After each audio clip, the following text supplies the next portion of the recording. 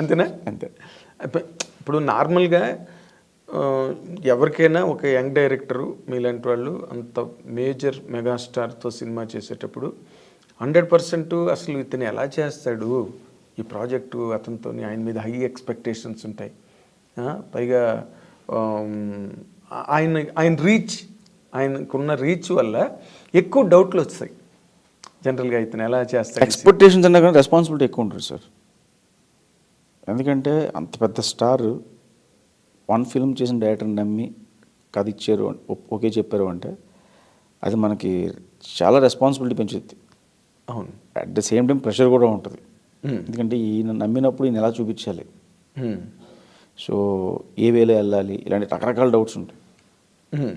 So అవన్నీ clear చేసుకుంటూ వెళ్ళడానికి నాకు చిరంజీవి గారు బాగా సపోర్ట్ చేశారు. Okay okay. ఆయన నాకు ఫ్రీడమ్ ఇచ్చారు. యాక్చువల్లీ నేను అనుకున్నది ఏదైనా సరే ధైర్యంగా చెప్పగలను ఆయనకి, ఆయన ఇచ్చిన ఫ్రీడమ్ వల్ల.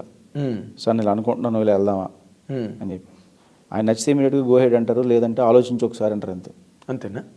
అంటే కథలోని ఆయనకి చెప్పిన తర్వాత అది షూటింగ్ వరకు వెళ్ళే మధ్యలో ఎక్కువ మార్పులు చేర్పులు జరిగినాయా?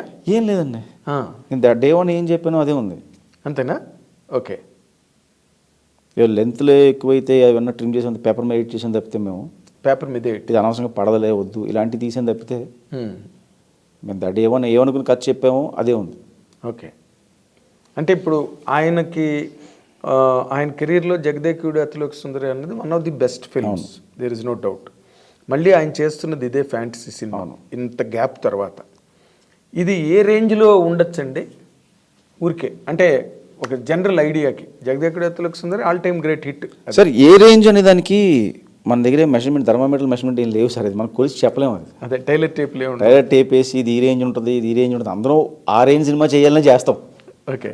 అది బయటకు వచ్చిన తర్వాత అది కనెక్ట్ అయితే ఆడియన్స్ చెప్తారు ఆ రేంజ్ ఏంటనేది. అంతే తప్పితే నేను ఈ రేంజ్ సినిమా చేస్తాను అంటే తక్కువైతే చేయవా ఎక్కువైతే చేయవా ఒప్పుకోవా? అంతే కదా సార్.